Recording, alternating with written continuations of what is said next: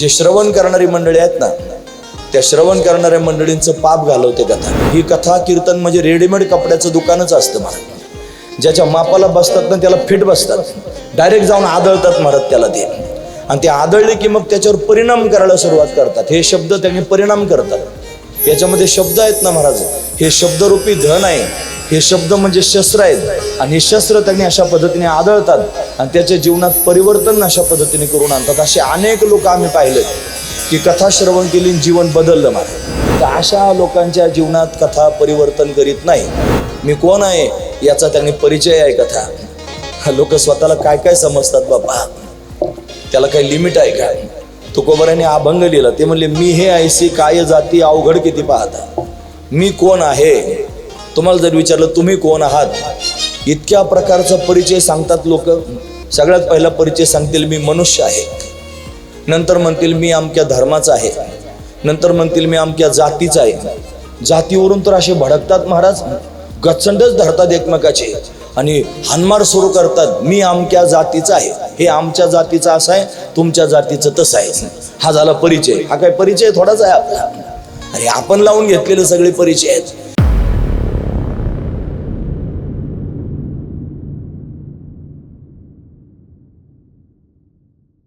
दुसरा मुद्दा, जे श्रवण करणारी मंडळी आहेत ना, त्या श्रवण करणाऱ्या मंडळींचं पाप घालवते कथा. गबाळ जमा केलेलं असतं आपण पापाचं. श्रवण करण्याकरिता जर आपण इथं आलो आणि आपल्या या माध्यमातून जर आपले विचार त्यांनी सरळ व्हायला लागले, हे त्यांनी महाराज हॅमर करते कथा. काय करते, डायरेक्ट त्यांनी धडकते, शब्द धडकतात जाऊन. ही कथा कीर्तन म्हणजे रेडीमेड कपड्याचं दुकानच असतं महाराज. ज्याच्या मापाला बसतात ना त्याला फिट बसतात, डायरेक्ट जाऊन आदळतात महाराज त्याला ते. आणि ते आदळले की मग त्याच्यावर परिणाम करायला सुरुवात करतात. हे शब्द त्यांनी परिणाम करतात. याच्यामध्ये शब्द आहेत ना महाराज, हे शब्दरूपी धन आहे.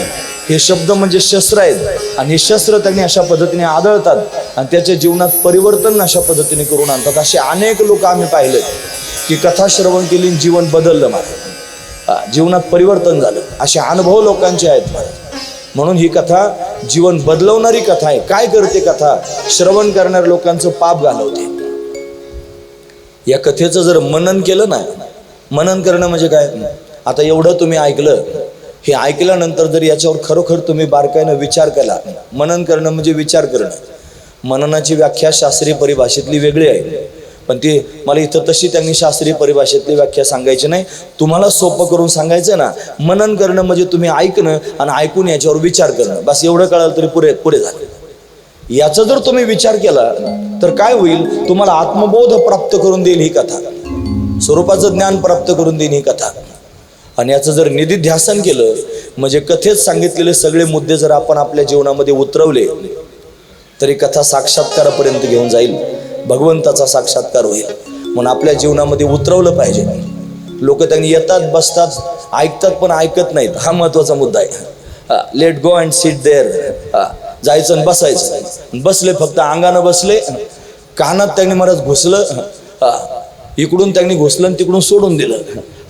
नळी फुंकिली सोनारे, इकडून तिकडे गेले वारे, असं त्यांनी होतं की नाही महाराज. तसं ऐकायचं सोडून द्यायचं. अशा लोकांच्या जीवनात कथा परिवर्तन करीत नाही. जे हे ऐकतात आणि फक्त ऐकतात असं नाही, हे ऐकतात म्हणजे ते जीवनात उतरवतात. ही कथा त्यांच्या जीवनात परिवर्तन करून साक्षात्कारापर्यंत नेते. हे कथेचं सामर्थ्य मी तुम्हाला सांगतोय. काय होईल कथेनं, हा मुद्दा त्यांनी सुरू आहे ना. ही कथा अशा पद्धतीने जीवन आपलं पूर्णपणे बदलवून टाकील. म्हणून काही मुद्दे आत्मपरीक्षण करायचे असतात. ज्यावेळेला कथेमध्ये सांगितलं जातं बापा हे असं आहे, हे तसं आहे, कथेत त्यांनी कथाकाराने सांगितलं सकाळी उठल्याबरोबर त्यांनी अंथरुणावर बसावं, डोळे बंद करून भगवंताचं 5 मिनिटं का होईना पण ध्यान करावं. जमिनीवर पाय ठेवताना समुद्र वसने देवी पर्वतस्तन मंडले विष्णुपत्नी नमस्तुभ्यम पादस्पर्शम क्षमस्वमे असं त्यांनी म्हणावं. मग त्याच्यानंतर सगळ्यात आधी बहिर्दिशेला जावं, मग दंत धावन करावं. नियम असा आहे, क्रम असा आहे, असं तो सांगायला लागला की सगळ्यात आधी बहिर्दिशेलाच जायचं. आधी दात नाही घासायचे, आधी टॉयलेटला जाऊन यायचं, मग दात घासायचे. क्रम असा आहे. आता मी हे तुम्हाला सांगितलं. आता यातले बरेच माणसं असे असतील, उठले की लगेच ताबडतोब ब्रश तोंडात घालायचं आणि ब्रश घेऊनच जायचं. असं असं असं बरंच लोकांचं त्याने असतं महाराज. मग हे लोक त्याने विचार करतील, आता अरे आपण चुकीचं करतो आहोत. असं नियम नाही, नियम असा आहे. मला उदाहरण वजा त्यांनी सांगायचं आहे. म्हणून असं ऐकल्यानंतर जर अंतःकरणामध्ये त्याचा प्रकाश पडला तर मनुष्य त्यांनी महाराज स्वतःचं जीवन सरळ करू शकतो. ही कथा असंच जीवन बदलत असते. ही अशाच पद्धतीने आतून बाहेरून आपल्याला निर्मळ करते. हा त्यातला भाव आहे. म्हणून आपण तर हे चुकीचं करतो असं आपल्याला आपोआप कळतं आणि मग त्याच्याच सांगितलं जातं काय केलं पाहिजे, कसं वागलं पाहिजे. मग तो बरोबर तो विचार आपल्या मनामध्ये आणतो आणि त्या पद्धतीने वागायला सुरुवात करतो. जसाच वागायला सुरुवात करतो त्याचं जीवन बदलत जातं महाराज. ही कथा म्हणजे जीवन बदलवणारी कथा आहे. या कथेला नुसतं कथा समजू नका. या कथेला सत्संगाचं शिबिर समजा. या कथेला एक अनुष्ठान समजा, जे आपलं जीवन परिवर्तन करणारं त्यांनी साधन समजा आणि हे खरोखर आपल्या जीवनाला परिवर्तित करणार आहे. पक्क लक्षात ठेवा. म्हणून अशा पद्धतीने कथा जीवन बदलून टाकते. ही कथा म्हणजे स्वदर्शन आहे. मी कोण आहे याचा त्यांनी परिचय आहे कथा. लोक स्वतःला काय काय समजतात बाबा, त्याला काही लिमिट आहे का? तुकोबारांनी अभंग लिहिला. ते म्हणले मी हे ऐसी काय जाती अवघड किती पाहता. मी कोण आहे, तुम्हाला जर विचारलं तुम्ही कोण आहात, इतक्या प्रकारचा परिचय सांगतात लोक. सगळ्यात पहिला परिचय सांगतील मी मनुष्य आहे, नंतर म्हणतील मी अमक्या धर्माचा आहे, नंतर म्हणतील मी अमक्या जातीचा आहे.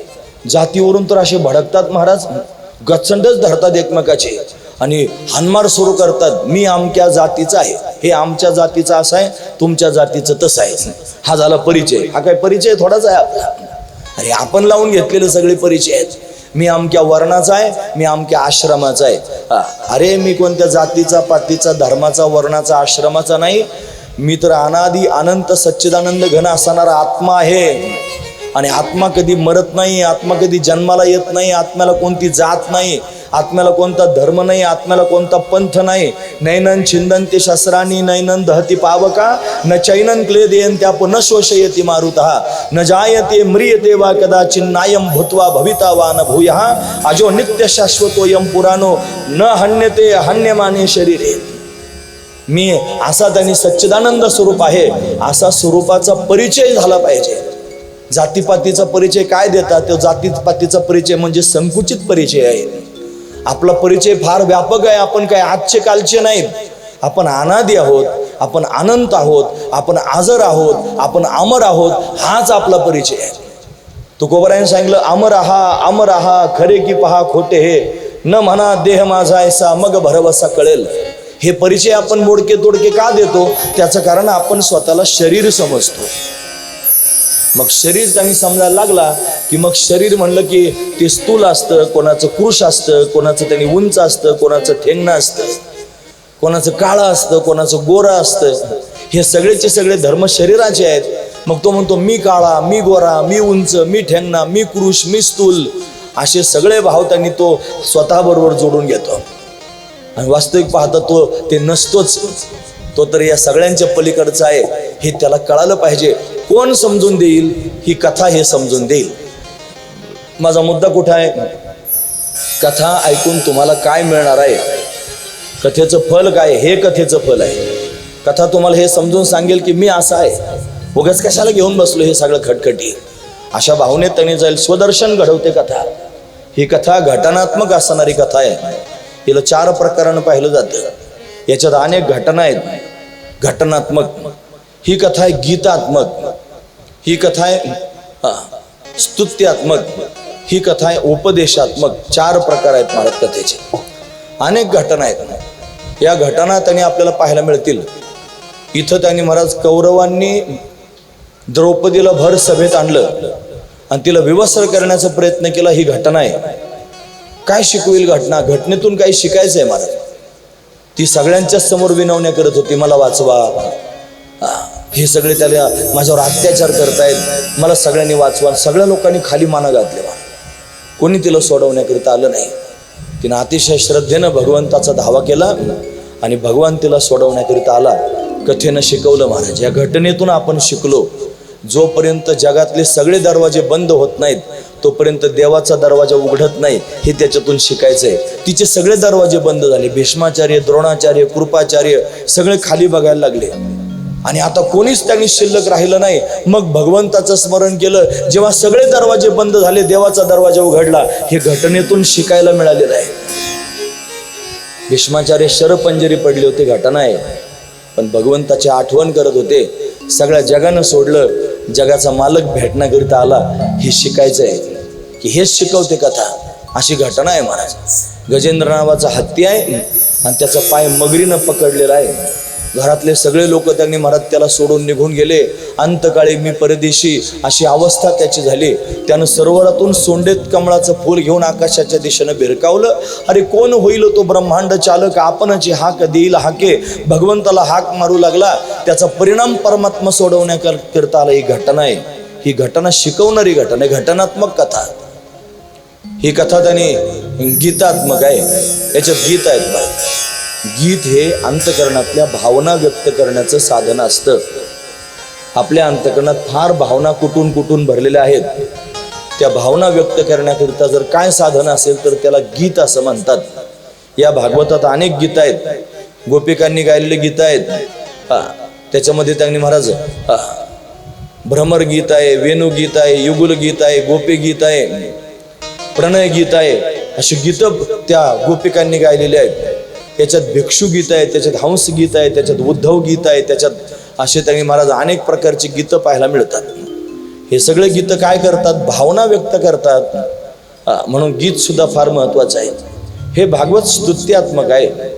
तुम्हाला जर खरोखर परमात्म्याची प्राप्ती करून घ्यायची असेल तर तुम्हाला परमात्म्याची स्तुती पण करता आली पाहिजे. परमात्म्याचा स्वभाव जाणला. कसा स्वभाव आहे परमात्म्याचा? परमात्म्याला स्तुती केलेली फार आवडते. आता स्तुती कोणाला आवडत नाही महाराज? आपल्या सगळ्यांनाच आपली स्तुती आवडते. प्रत्येकाला वाटतं माझी स्तुती त्यांनी झाली पाहिजे, मी त्यांनी असा आहे. आपण स्वतःचं अस्तित्व तयार केलेलं आहे. पण लक्षपूर्वक ऐका, स्तुती मानवाची करू नये. माणसाची स्तुती करायची नाही असा दंडक आहे. मी जर भगवंताचा दास आहे तर मी स्तुती कोणाची करायची? भगवंताचीच करायची. जी पतिव्रता स्त्री असते तिनं त्यांनी कौतुक कोणाचं करायचं? आपल्या नवऱ्याचं करायचं. नवऱ्याचं कौतुक सोडून जर ती शेजाऱ्याचं कौतुक करायला लागली, नवऱ्याला बरं वाटेल का? बाकीच्यांचं द्या सोडून, कोणाला काय वाटेल. पण तिचा जो नवरा आहे ती जर त्या नवऱ्याच्या समोर दुसऱ्याचं कौतुक करायला लागली तर नवऱ्याला बरं वाटेल का? नाही वाटणार. तसं परमात्मा आपला त्यांनी स्वामी आहे, मालक आहे, तोच आपलं सर्वस्व आहे. त्याचं सोडून आपण जर दुसऱ्याचं कौतुक करायला लागलो तर त्याला बरं वाटेल का? नाही वाटणार. म्हणून भगवंताची स्तुती करायची.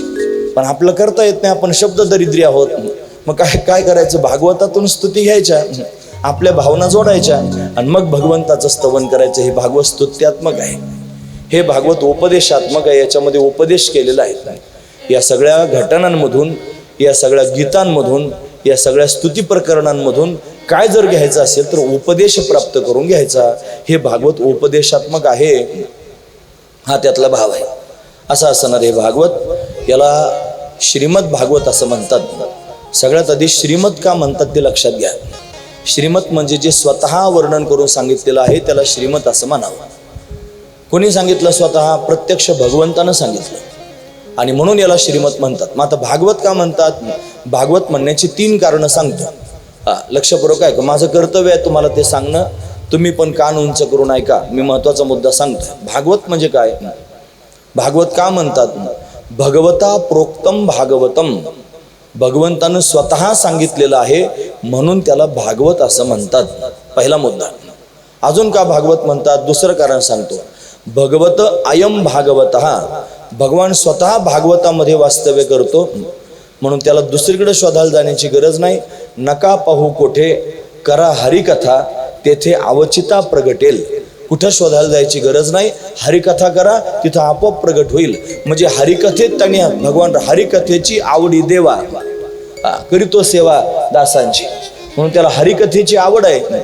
तो हरिकथेमध्येच राहतो म्हणून त्यांनी महाराज या भागवतामध्ये भगवान राहतोच. भगवंतानं उद्धवाला सांगितलं स्वकीयम यद भवेत तेजा तच्च भगवते दधात तिरोधाय प्रविष्टोयम श्रीमद भागवतार्णवम.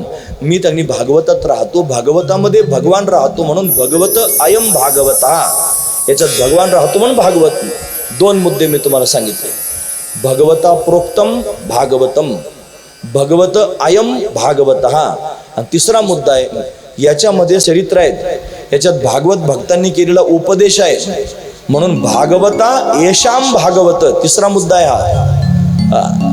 भागवत भक्त जर कुठे पाहायचे असतील तर भागवत बघा, म्हणजे तुम्हाला सगळे भागवत भक्त पाहायला भेटतील, म्हणून याला भागवत असं म्हणतात. आता हे असं सांगायला लागलं की लोकांना जड वाटतं, गोष्टी सांगायला लागलं की सोपं जातं. मग आता लगेच कुठं कशा काय गोष्टी सांगू, त्यात प्रवेश करायचा म्हणल्यावर ह्या सगळ्या गोष्टी सांगणं मला क्रमप्राप्त आहे मला, म्हणून मी हे तुमच्या समोर सांगतोय. अशा पद्धतीने श्रीमद भागवत असं म्हणतात. भागवत 4 शब्द आहेत महाराज. या 4 शब्दांमध्ये अर्थ भरलेला आहे. भा म्हणजे भाती सर्वेषु लोकेषु, हे सर्वांना भावतं महाराज, आबाल वृद्धांना सर्वांना त्यांनी छान वाटतं, याला भागवत असं म्हणतात. ग गीयते नारदादिती, नारदासारख्या श्रेष्ठ महापुरुषांनी याचं गायन केलेलं आहे. व वर्तते सर्व शास्त्रेषु, या भागवतामध्ये सगळे शास्त्र वास्तव्य करतात. भागवत पाहिलं की वेगळं शास्त्र पाहायची गरज पडत नाही. तत्स्मर भगवतम विदुहु, त्याचं स्मरण केल्यानं भगवद्रूपता प्राप्त करून देतं, असं त्यांनी महाराज भागवताचं सामर्थ्य आहे, म्हणून याला श्रीमद भागवत असं त्यांनी नाव दिलेलं आहे. अशा पद्धतीने हे श्रीमद भागवत आहे. याचा मूळ प्रवक्ता जर कोण असेल तर आदिनारायण आहे. आदिनारायणाने हे भागवत 4 श्लोकांमध्ये ब्रह्मदेवाला सांगितलं, त्याला चतुश्लोकी भागवत असं म्हणतात. ब्रह्मदेवानं तेच त्यांनी भागवत नारदजी महाराजांना सांगितलं, नारदांनी तेच व्यासदेवांना सांगितलं, व्यासांनी त्याचा विस्तार केला. त्यांचं खरं नाव व्यास नाही, त्यांचं खरं नाव आहे कृष्णद्वैपायन. काय नाव आहे? कृष्णद्वैपायन. व्यास का म्हणतात? व्यास शब्दाचा अर्थ होतो विस्तार. 4 श्लोक त्यांनी सांगितले, त्यात ते ऐकले आणि त्याच्यापासून 18,000 श्लोकांची रचना केली, म्हणजे त्याचा विस्तार केला, म्हणून त्यांना नाव पडलं व्यास. असे व्यासदेव जे, मग त्या व्यासदेवांनी ते भागवत श्री शुकदेवजी महाराजांना शिकवलं आणि शुकाचार्यांनी ते राजा परीक्षितीला सांगितलं. राजाचा त्यांनी महाराज या कथेच्या माध्यमातून उद्धार झाला.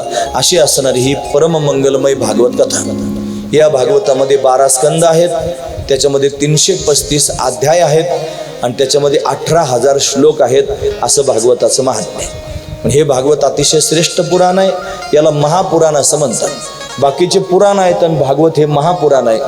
बाकीच्या पुराणांमध्ये 5 लक्षण आहेत, भागवतामध्ये 10 लक्षण आहेत. दशलक्षणात्मक भागवत हे अत्र सर्ग विसर्गस्य स्थानम पोषण उतया मन्वंतरी शानुकथा निरोधो मुक्तिराश्रय. 10 मुद्दे आहेत, लक्षपूर्वक ऐका.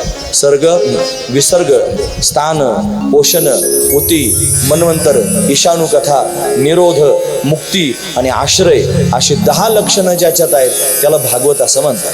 हे भागवत महापुराण आहे. बाकीच्या पुराणांनी भागवताचा महिमा सांगितला. बाकीच्या पुराणांमध्ये 2 असे पुराण आहेत, एक आहे पद्मपुराण आणि दुसरं आहे स्कंद पुराण. या पद्मपुराणामध्ये भागवत महात्म्य सांगितलेलं आहे आणि स्कंद पुराणामध्ये भागवत महात्म्य सांगितलेलं आहे. श्रीमद भागवत कथेच्या सुरुवातीला पद्मपुराणामध्ये सांगितलेल्या भागवत महात्म्याचं वर्णन आहे, जे आता आपण ऐकणार आहोत. त्याच्यामध्ये 6 अध्याय आहेत आणि भागवत कथेच्या शेवटी स्कंद पुराणामध्ये सांगितलेलं भागवत महात्म्य पाहायला मिळतं. आपण सुरुवातीच्या भागवत महात्म्यामध्ये प्रवेश करतो आहोत.